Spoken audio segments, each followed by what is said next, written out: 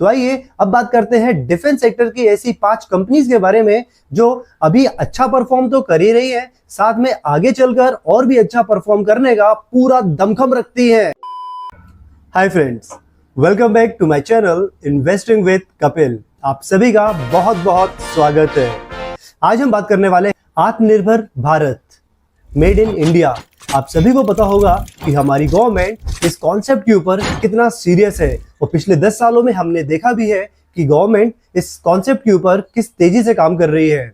और इसके चलते गवर्नमेंट ने बहुत सारी स्कीम्स भी लॉन्च की है, जैसे PLI स्कीम, जो कि प्रोडक्शन लिंक्ड इंसेंटिव स्कीम होती है। और इस स्कीम के चलते काफी सारी मैन्युफैक्चरिंग कंपनीज को बेनिफिट भी होता है।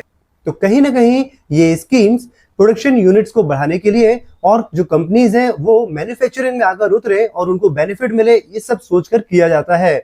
और इन स्कीम से काफी बेनिफिट भी मिलता है।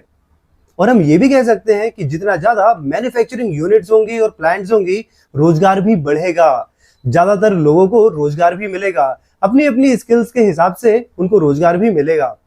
जैसे PLI स्कीम है, वैसे कुछ और भी स्कीम्स गवर्नमेंट ने लॉन्च की है।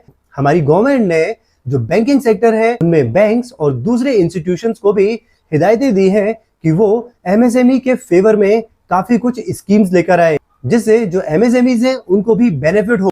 तो ये जो सारी स्कीम्स हैं, ये सारा जो काम चल रहा है जिससे हमारी मैन्युफैक्चरिंग यूनिट आगे बढ़े और उनको बेनिफिट हो। और हम सभी को पता है कि अगर मैन्युफैक्चरिंग यूनिट्स बढ़ेंगी और अगर मैन्युफैक्चरिंग प्लांट्स का सेटअप ज्यादा होगा तो लोगों को रोजगार भी मिलेगा और हमारी इकोनॉमी भी इंप्रूव होगी। तो इसी के चलते ऐसी कंपनीज जो मैन्युफैक्चरिंग करती है उनको तो बेनिफिट हो ही रहा है। और इसके साथ साथ हमारी कंपनीज ने डिफेंस सेक्टर में भी काफी अच्छा काम किया है। और अब सिनेरियो कुछ ऐसा हो गया है, और आपको याद होगा कि पहले के समय में कुछ ऐसा हुआ करता था कि हमारा मैक्सिमम और यूं कहें कि ज्यादातर डिफेंस का सामान इंपोर्ट होता था। हमारी कंट्री दूसरी कंट्रीज के ऊपर डिपेंड थी, उनके डिफेंस प्रोडक्ट्स के ऊपर डिपेंड थी। लेकिन सिनेरियो अब ऐसा आ चुका है कि जहां पर इंडियन कंपनीज ना केवल इंडिया के इस्तेमाल के लिए बल्कि अब इंडियन कंपनीज एक्सपोर्ट भी कर रही हैं। और मैं आपको बता दूं कि 2023 से 2024 में इंडिया ने जो एक्सपोर्ट किया था डिफेंस प्रोडक्ट्स और डिफेंस इक्विपमेंट्स, वो अपने ऑल टाइम हाई पर था और ये 21,100 करोड़ का था, जो कि काफी अच्छा है। और इसके बाद हमारी मिनिस्ट्री ऑफ डिफेंस ने 2025 के लिए एरोस्पेस और डिफेंस मैन्युफैक्चरिंग का टर्नओवर भी सेट कर दिया है, जो कि 1.7 लाख करोड़ का है। और करंट सिनेरियो देखकर लगता है कि ये टारगेट काफी फिजिबल है और इजीली अचीव भी हो जाएगा। तो चूंकि डिफेंस सेक्टर काफी अच्छा कर रहा है और हमने पिछले कुछ सालों में देखा कि गवर्नमेंट ने जो पॉलिसीज लेकर आई उससे डिफेंस सेक्टर में और डिफेंस सेक्टर से जुड़ी हुई कंपनीज को अच्छा खासा बेनिफिट हुआ और बेनिफिट हो भी रहा है, जिसके चलते ऐसी कंपनीज जो डिफेंस सेक्टर से जुड़ी हुई है या डिफेंस सेक्टर के लिए सप्लाई करती है, वो सारी कंपनीज अपनी एक नई ऊंचाइयों को छू रही है। और गवर्नमेंट की करंट पॉलिसी, और चूंकि इलेक्शंस हुए हैं, मोदी गवर्नमेंट अपना 3rd टर्म कर रही है, और मेन बात यह है कि जो इंपॉर्टेंट मिनिस्ट्रीज थी गवर्नमेंट ने उसको अपने पोर्टफोलियो में ही रखा है। और एक बात सोचने वाली ये भी है कि जो प्रीवियस मिनिस्टर्स थे जिन्होंने अच्छा काम किया था, जैसे फाइनेंस मिनिस्ट्री हो या फिर डिफेंस मिनिस्ट्री या फिर फॉरेन मिनिस्ट्री, इन सभी मिनिस्ट्री में जो पुराने मिनिस्टर्स है उन्हीं ने कंटिन्यू किया है और उनको करंट गवर्नमेंट ने अपने पास रखा है। और इनमें वही लोग लीड कर रहे हैं जो पहले भी लीड कर रहे थे। इसका मतलब क्लियर कट ये है कि जो पॉलिसीज बनी हुई थी उन पॉलिसीज को ही आगे बढ़ाया जाएगा और उनके बेटरमेंट के लिए ही काम होगा। सो क्वालिटी में नो कॉम्प्रोमाइज। तो आइए अब बात करते हैं डिफेंस सेक्टर की ऐसी 5 कंपनीज के बारे में जो अभी अच्छा परफॉर्म तो कर ही रही है, साथ में आगे चलकर और भी अच्छा परफॉर्म करने का पूरा दमखम रखती है। आगे बढ़ने से पहले मैं आपको बता दूं कि ये 5 कंपनीज अपने आप में एक से बढ़कर एक कंपनी है। आगे बढ़ने से पहले मैं आपको एक डिस्क्लेमर देना चाहता हूं कि मेरा ये वीडियो और ये चैनल ये प्योरली नॉलेज और एजुकेशनल पर्पस के लिए है। तो कभी भी इन्वेस्टमेंट करने से पहले आप अपने फाइनेंशियल एडवाइजर से जरूर कोऑर्डिनेट करें। तो इस लिस्ट की जो 5th कंपनी है उसका नाम है पारस डिफेंस एंड स्पेस टेक्नोलॉजीज। ये company leading private sector company है और ये कंपनी डिफेंस और स्पेस इंजीनियरिंग प्रोडक्ट्स की मैन्युफैक्चरिंग और टेस्टिंग भी करती है। आइए अब इसके फंडामेंटल्स देखते हैं। इस कंपनी का मार्केट कैपिटलाइजेशन 3,300 करोड़ का है और इसके आरओई की बात करें तो इसका आरओई 9.10% का है। और अगर इसके आरओसीई की बात करें जो कि काफी इंपॉर्टेंट पैरामीटर होता है तो ये 13.2% है और ये कंपनी करेंटली 850 रुपीज के आसपास में अवेलेबल है। और इस कंपनी की सेल्स और नेट प्रॉफिट की बात करें तो दोनों ही पॉजिटिव पाथ पर है।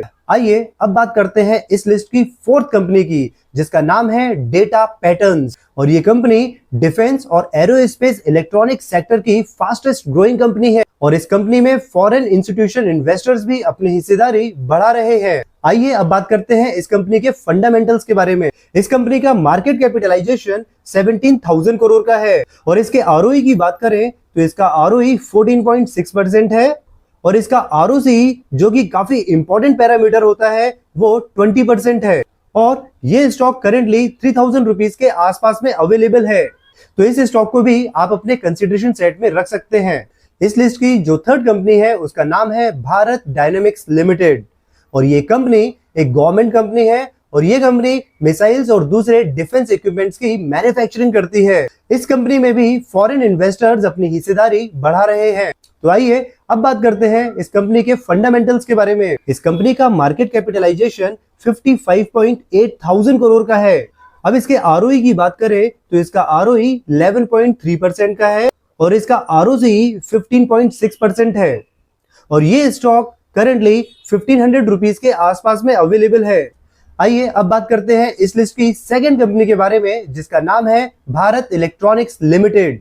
ये कंपनी इलेक्ट्रॉनिक इक्विपमेंट और सिस्टम्स की मैन्युफैक्चरिंग और सप्लाई करती है डिफेंस सेक्टर में और इस कंपनी में भी फॉरेन इंस्टीट्यूशन इन्वेस्टर्स अपनी हिस्सेदारी बढ़ा रहे हैं। और अब अगर बात करें इस कंपनी के सेल्स और नेट प्रॉफिट की तो ये दोनों ही पॉजिटिव हैं।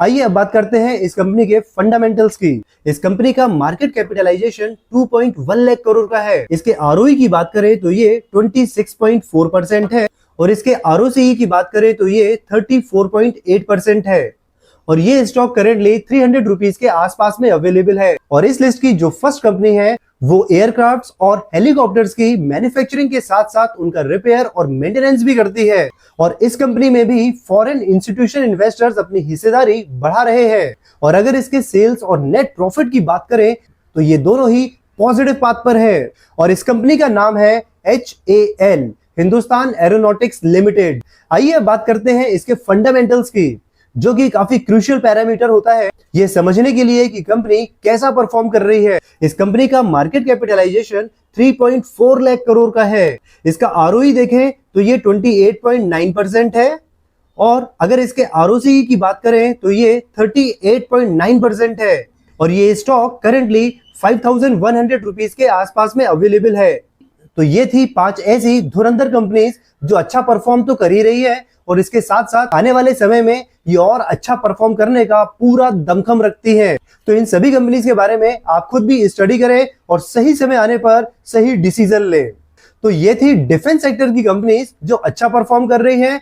इस सेक्टर के अलावा कुछ ऐसे और भी सेक्टर्स हैं जो काफी अच्छा परफॉर्म कर रहे हैं जैसे आर्टिफिशियल इंटेलिजेंस और इलेक्ट्रिक व्हीकल्स। अगर आपको ये देखना है कि डिफेंस के अलावा कौन से ऐसे सेक्टर्स हैं जो अच्छा परफॉर्म कर रहे हैं तो आप मेरा आर्टिफिशियल इंटेलिजेंस की बेस्ट कंपनीज वाला वीडियो देख सकते हैं। और अगर आपको ये देखना है कि इलेक्ट्रिक व्हीकल में वो ऐसी कौन सी कंपनीज हैं जो अच्छा परफॉर्म कर रही हैं तो आप मेरा ये वाला वीडियो भी जरूर देखें।